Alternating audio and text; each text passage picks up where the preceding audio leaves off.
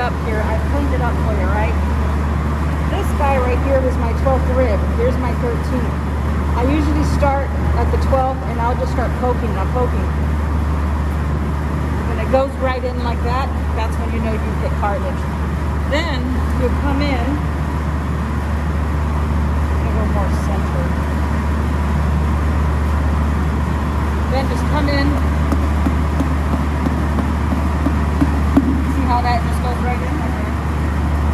Use your hand just to lock it, because you want this to go with the curvature of the rib. Use the base. Don't use the tip. Try to use the base as much as possible. And then long strokes. Reinsert. Same thing, use the base, don't get over here. And long strokes. Try to find that one. Try to find that other one.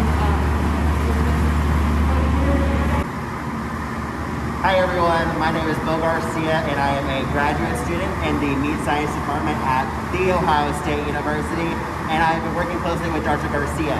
I had the great privilege of being able to travel with her and come and help with this carcass show. So in front of you, we have a pork carcass, and you can see there's very different sides. We have one that is ribbed, meaning we came in and cut the carcass, and the other is not ribbed. Typically in the meat industry, pork carcasses are not ribbed. However, we came in and ribbed between the 10th and 11th rib for research purposes and so that we can determine cutability for the carcass show. So when looking at pork carcasses, the first thing that we needed to determine is if the quality is acceptable or unacceptable. You'll look at the color and texture of the lean. What we're really looking for is if there's any defects. So pale, soft and exudative, PSC, or dark, firm and dry, DFD. And I am very glad to say that we did not see any of those defects here today and everything was acceptable. So I am very grateful for everyone and excited that all the quality was acceptable. So after we deem the quality acceptable, the next thing we want to do is look at and determine the cutability of the carcass. Now when I say cutability, I'm talking about the amount of lean we will get versus the amount of fat and waste such as bone. So with a rib carcass, there are different measurements that we're going to take to determine cutability. One of the first ones we will look at is the fat thickness. And the fat thickness is measured with the USDA probe, just like in beef cattle, and it's measured 3/4 of the way up the loin eye. So what I typically do is cut that loin eye in half, and then half again, and measure out from there. After that is taken into consideration, the next thing is we'll measure the ribeye loin eye area. And we do that with a loin eye dot grid. So with this dot grid, there are already given boxes that guide us in determining the loin eye area. So 20 dots on this dot grid equal 1 square inch. So we will place this dot grid on top of the loin eye and count the surrounding dots next to the guided boxes. Once we do that, we will divide by 20 to determine how many square inches and add it to our guided boxes. That'll help us determine the percent of boneless, closely trimmed retail cuts that we will get from the entire carcass. Now in industry, it's a little bit different. Because they don't rib, they cannot take the fat thickness opposite the loin eye or the loin eye area. So what they're going to look at is they're going to measure fat thickness across opposite the last rib, so in this region, and they're going to look at the muscle score of the entire carcass. Muscling can range from 1 to 3, 1 being thin and light muscle, and 3 being very muscular. The majority of industry ranges from a 2, 2.5 to a 3. So a lot of the carcasses here were 3s considering they were show animals prior to this. If you would like to look at the differences versus a lower percent yielding, lower percent cutability pork carcass versus a higher percent cutability, there's less fat opposite that loin eye in this area, and the loin eye area is a lot larger compared to this one.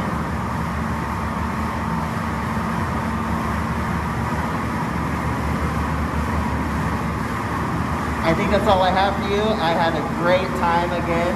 I applaud everyone for the great quality of pork carcasses, and best of luck to everyone. Hey guys, Dr. Garcia here from The Ohio State University. I was actually very privileged to come to judge the 2020 Allen County Carcass Show. And so today what I want to show you is what we look for in beef carcasses and in dairy carcasses. Even though the factors are the same between the two classes, there are some minor differences, but we're going to talk about beef today. So here what I have in front of me is a nice beef carcass. This is a beef carcass that we took into account to calculate the price per 100 pounds. Now we did this with all the carcasses, but there are some factors that you have to take into consideration when we want to figure out the value of an actual carcass as a whole. So if you notice, this particular carcass weighed, I think, if I'm not mistaken, this particular carcass was about 865 pounds. So why does that matter? Well, of the 865 pounds, we want to know how much of that is sellable product. In other words, how much of that is meat, how much of that is fat. So in starting with the evaluation, we'll start with using a nice little USDA ruler that we're given. And on one side, we have what we use, at least in terms of measurements, is inches. So what we'll do is we will evaluate based on this main muscle. That's what we refer to as the ribeye. This is our main area of interest. We don't worry about any of these other muscles because this is what we are primarily concerned with. we start with the back fat measurement? Well, I like to tell my students, cut that ribeye in half. And once you cut that ribeye in half, cut that top part in half as well. That'll give you our 3/4 mark. And so what we'll do is we'll put it right on the edge of that ribeye and come out to the external side. As you can see, that's 6/10. When it comes to ribeye size, we'll actually use this ribeye dot grid. Every 10 dots equals 1 square inch. As you can see, we already have some things outlined for us. That means that it's already accounted for. There are 20 dots in this top triangle, so divide that by 10, that gives us 2. So this is a 2 square inch area. The square here is 80 dots. Divide that by 10, that gives us an 8 square inch area. And the bottom one has 10 dots. Divide that by 10 equals 1 square inch. So I already know what these 3 areas total, so I'm not going to worry about counting. I like to put my straight edge of the grid up against the straighter edge of that ribeye, and then I will count right along the side. So for example, so anything that dot touches is what we're going to count. So count with me. 1, 2, 3, 4, 5, 6, 7, 8, 9, 10, 11, 12, 13, 14, 15, 16, 17, 18, 19, 20, 21, 22, 23, 24, 25, 26, 27, 28, 29, 30, 31, 32, 33, 34, 35, 36, 37, 38, 39, 40, 41, 42, 43, 44, 45, 46, 47. So where do the 47 extra dots come from? Well, these 3 combined is 110. I add 47 to the 110 here. I now have 157. Move my decimal over from right to left. I now have a 15.7 square inch ribeye. The other part is we also look at internal fat. Now you'll notice here, these are our kidneys. So this whole area from top to bottom, that's our kidney and pelvic area.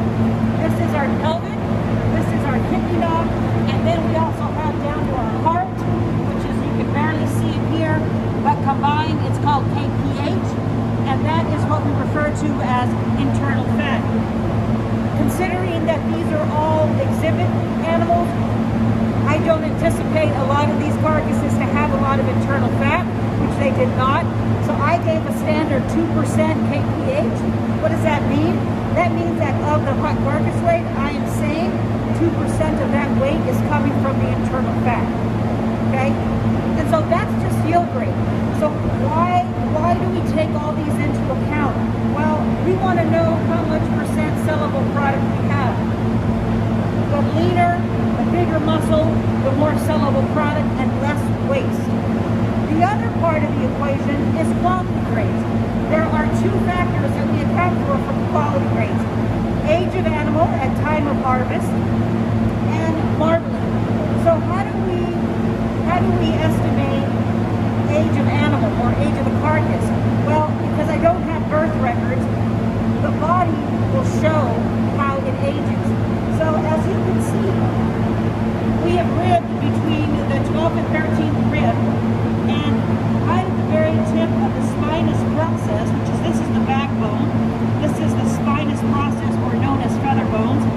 At the very tip of every one, there's cartilage. Native cattle will age from the back to the front. That means that cartilage will then be replaced with bone. That's what we refer to as ossification. That means that cartilage will look more like this with age. So how does it start to age? Well, it'll start with the oxtail, sacral, which is our sirloin, our lumbar, and then our thoracic. But as you can see, we have cartilage that is still very nice and pearly white, very young. Because these are all exhibit animals, age was not a factor in today's evaluation. Now, the next factor is going to be marbling, the little white flecks of fat. The more, the better. Now, I'll just share with you that we will use these standards, these cards, as our Bible. This is the gold standard. This is provided by the USDA that we purchase for educational reasons And of course for carcass shows, you know, this is an educational program. We will walk up to the ribeye and find the one that it best fits. So normally I'll walk up to it and call either prime, choice, select, or standard, and then I'll check myself to make sure, and I'll put it right up against that ribeye, and that's how I will call my marbling. So there you have it, guys. For beef carcasses, that's exactly what we do. Now, for dairy carcasses, it is the same routine. The only big difference is that in dairy carcasses, they're not eligible to grade yield grades 1 and 2, and that's primarily because of the less amount of muscling and more bone. So come and take a look at this dairy carcass.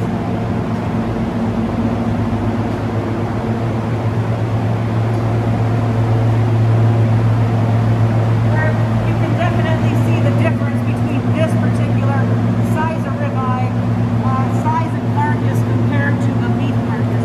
There's going to be a bit more waste, more bone, lighter muscle, just because both dairy carcasses aren't intended for meat production. They're intended for other things. So once again, when we're looking at beef carcasses, what you're going to see is overall price. That's going to be based on per 100 pounds, and the one with the highest price is the one who wins, because that tells us that that's the one that best combined yield grade, which is percent cutability or percent sellable product, with quality grade. Good job today, guys. Take care.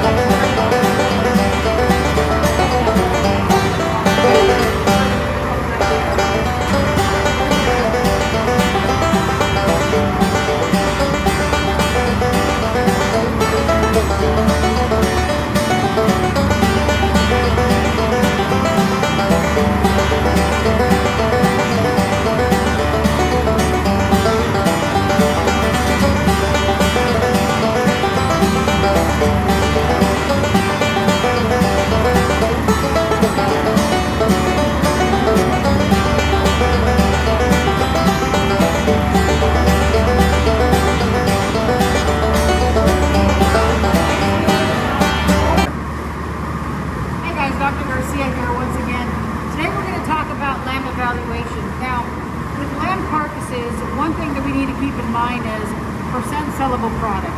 How much of this particular weight of 89 pounds can I sell? And once again, how much of that is really coming from muscling versus fat? So what are the factors taken into account when we want to calculate percent sellable product? Well, just like in every other species, you have to take into account back fat. Now here is our main area of interest right here, which is our ribeye, as you can see. I don't worry about any of these other muscles that you see here. This is the main one I'm looking at. Now with lambs, what we want to do is cut that ribeye in half, and that's where we're going to take our measurement. As you can see, this one is measuring 3/10 of back fat. But one thing different about lambs that we don't normally do with other species is we will take into account the fat and the width of the body wall. So where do we measure for the body wall?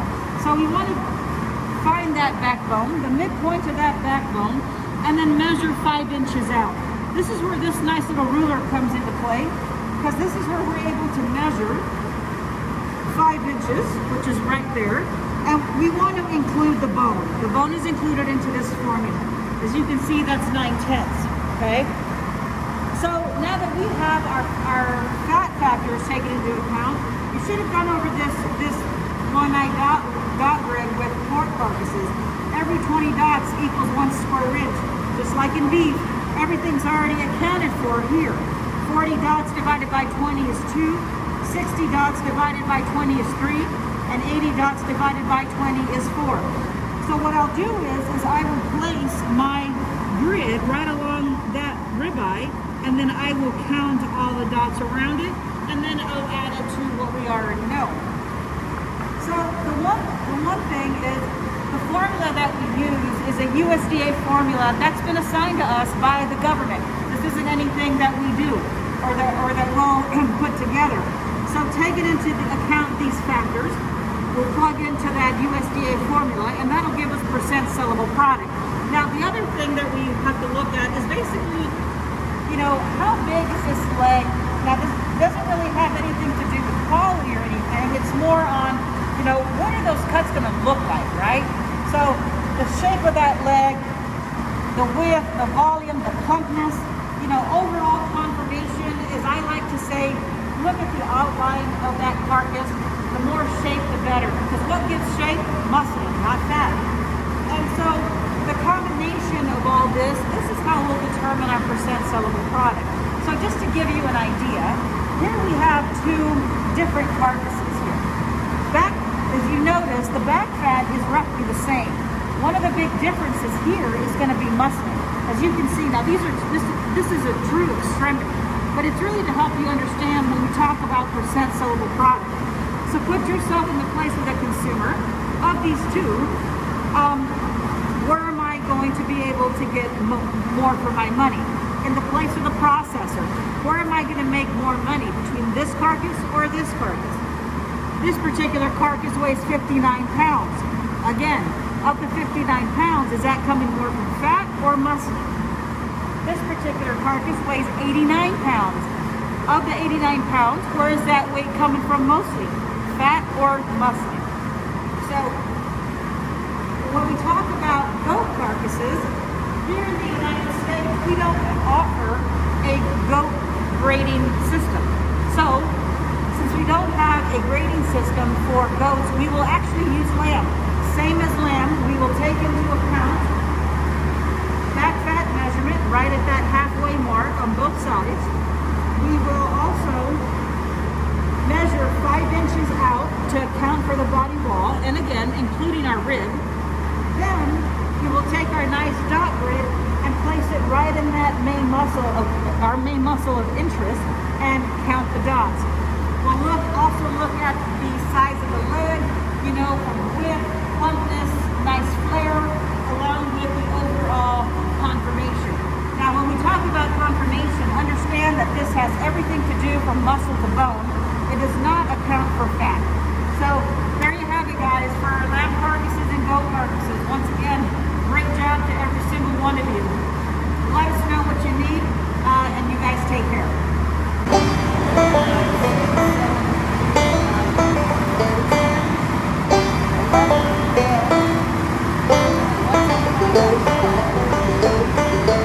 And I'll show you better when we go to the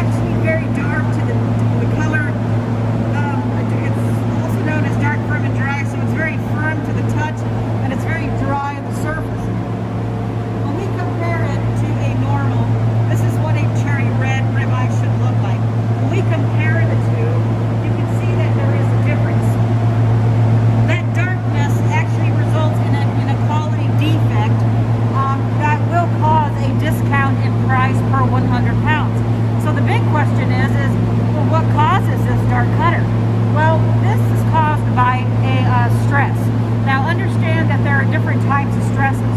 There's a physical stress, there's psychological stress, and there's also nutritional stress. One thing about show cattle is that this is common that we see because of the moving around of show animals from home to barn to county fair, you know, new noises and so forth. And so just understand that this is caused by some level of stress. Now, one of the main reasons why it's dark is because the muscle pH of this muscle is actually a lot closer to neutral than its counterpart here. Normal muscle pH will be range between a 5.6 and a 5.8. This one in particular would result in about a 6.2 to a 7. Now, living muscle is a 7.3. Yours and mine right now is a 7.3. Living muscle in animals, livestock, or mammals is a 7.3. What we want is at time of harvest under normal conditions, there's just enough glycogen, which is an energy source, in the muscle at time of harvest that's going to drive that muscle pH down to 5.6, 5.8. That's because of the conversion of glycogen to lactic acid. But you got to take my class though to understand that a little bit more. So just know that this is a quality defect known as dark, firm, and dry. There was a $10 discount per 100 pounds for a full-fledged dark cutter. Hey guys, just wanted to say thank you again for sending your animals here to participate in the 2020 Allen County Carcass Show. A special thank you to Keystone Meats for hosting the 2020 Carcass Show. A very special thank you also to Kewpee Hamburger for sponsoring the event. So it's unfortunate that we couldn't be in person because it's really a delight to see all of you. But you know, we are in we're under some different times. But we really hope that the videos today really help you understand a little more of what we do. Don't hesitate to reach out to us. I'm Dr. Lida Garcia at The Ohio State University in the Department of Animal Sciences. And my name is Bill Garcia. I'm a graduate student for the department as well as a coach for the meat judging team. So you guys, once again, a tremendous job. You take care of yourself, and we look forward to seeing you next year.